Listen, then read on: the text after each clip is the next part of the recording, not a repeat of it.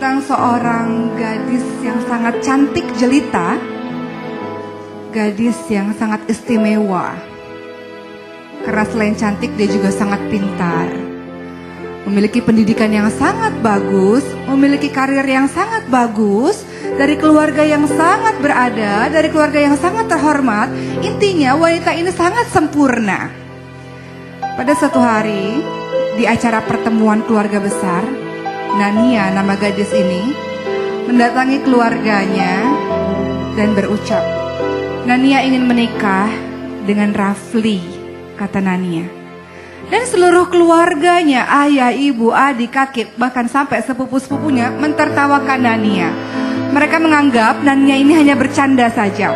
Mereka tahu Rafli adalah teman Nania dari masa sekolah dulu. Mereka tahu siapa itu sosok Rafli. Kemudian Nania mengatakan, Nania serius Pak, Mah, Nania serius Kak, Nania serius Tante, Om, Nania tidak bermain-main, Nania ingin menikah dengan Rafli. Lalu mereka pun terdiam. Mereka kemudian membayangkan sosok Rafli. Rafli adalah seorang yang sangat biasa-biasa saja.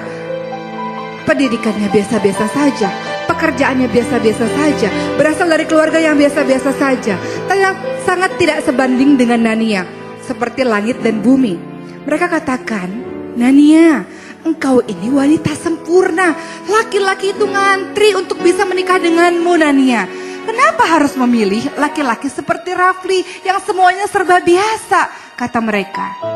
Tapi Nania tetap bertahan dengan pilihannya. Tidak, Nania tetap mau menikah dengan Rafli. Akhirnya Nania pun menikah dengan Rafli. Dan orang-orang kembali berbisik-bisik, kembali berkomentar, alangkah malangnya Nania memiliki suami seperti Rafli. Dan alangkah beruntungnya Rafli memiliki istri secantik, sepintar, sekaya raya seperti Nania, seorang wanita yang sangat sempurna. Dan kemudian Rafli ini bekerja dengan sangat keras untuk menghidupi Nania dan anak-anak mereka yang sudah lahir 2 orang anak. Nania pernah berucap pada suaminya, suamiku jangan bekerja terlalu keras.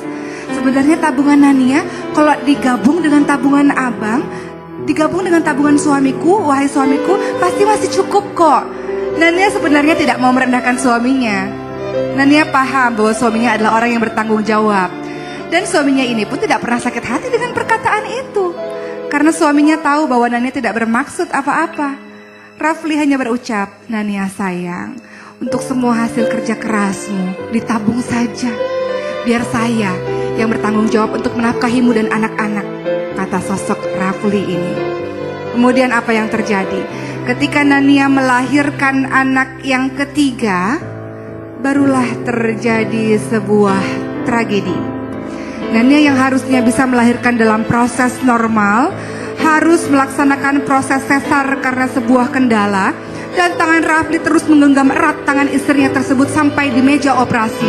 Nania antara sadar dengan tidak sadar, tiba-tiba ia mendengar bahwa begitu banyak orang yang berlalu lalang.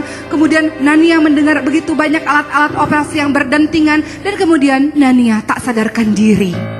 Apa yang terjadi dengan Nania? Tiba-tiba dari bagian perutnya meluap darah yang sangat banyak. Dan Nania pendarahan. Nania pendarahan walaupun bayinya selamat. Selama berhari-hari bahkan sampai seminggu, 2 minggu Nania koma. Dan apa yang dilakukan oleh Rafli sang suami yang kata orang biasa-biasa ini? Rafli senantiasa mendampingi Nania, menggenggam tangan Nania dan setia berada di samping Nania setiap hari di rumah sakit. Rafli senantiasa membacakan ayat-ayat suci Al-Quran untuk Nania, senantiasa membicarakan hal-hal baik dan mengajak Nania bercanda walaupun Nania terbaring dan terpejam matanya. Orang-orang mulai berkata, kasihan sekali Rafli punya istri seperti Nania yang koma. Kalau suami lain mungkin sudah mencari istri yang lain, mungkin sudah menceraikan Nania tersebut. Ketika Nania sadar, ternyata penderitaan belum pernah berhenti. Nania menjadi seorang istri yang lumpuh, tidak bisa berjalan. Namun apa yang dilakukan oleh Rafli? Setiap hari Rafli menggendong istrinya, memandikan istrinya, menggantikan baju untuk istrinya. Sebelum tidur, Rafli memakaikan baju tidur yang sangat indah untuk Nania dan selalu mengatakan, istriku, kau yang paling cantik di muka bumi ini. Istriku, betapa aku sangat mencintaimu. Begitu kata Rafli yang selalu memuja-muja Nania dalam setiap kondisinya. Nania yang tadinya merasa minder karena kelumpuhannya, mendadak menjadi wanita yang merasa sangat cantik di muka bumi ini karena kalimat-kalimat pujaan yang diberikan oleh sang suami. Suaminya pun menjadi orang yang setiap pekan senantiasa mendorong kursi roda untuk Nania bersama dengan anak-anak pergi ke taman. Dan lagi-lagi orang kembali berbisik-bisik, orang kembali berkomentar. Dan kali ini komentarnya berbeda. Kalau dulu komentarnya adalah, betapa beruntungnya Rafli punya istri sehebat dan secantik Nania. Sekarang kalimatnya berganti. Betapa beruntungnya Nania punya suami yang solih, punya suami yang baik, punya suami yang sangat menjaga istri yang lumpuh seperti itu. Dan kemudian apa yang terjadi? Pernikahan itu berlangsung sampai 20 tahun lebih. Dan pernikahan itu menjadi langgeng. Di suatu sore, Nania duduk di atas kursi rodanya. Ia menatap suaminya dan anak-anaknya sedang berlari-lari di taman. Apa kata Nania? Ya Allah, terima kasih ya Allah. Terima kasih karena kau telah menghadirkan suami seperti Rafli. Mungkin kata orang ia adalah laki-laki yang biasa, tapi kau lihat maha besarmu wahai Allah. Kalau aku tidak didampingi suami sepertinya, mungkin hari ini aku sudah menjadi orang yang seorang diri. Kalau bukan Rafli yang menjadi suamiku, mungkin hari ini aku sudah dibuang begitu saja. Lihat cinta luar biasa. Seorang laki-laki yang luar biasa bukan hanya karena kekayaannya, jabatannya, kedudukannya, dari keluarganya, bukan.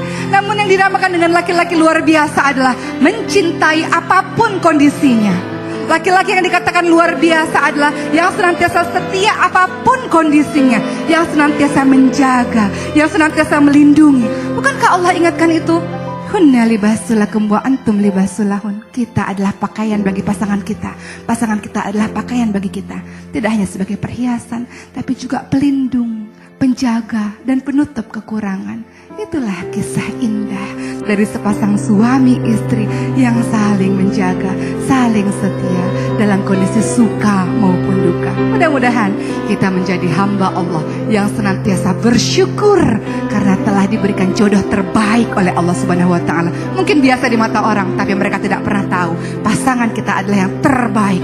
Pasangan kita adalah orang-orang yang luar biasa. Insya Allah.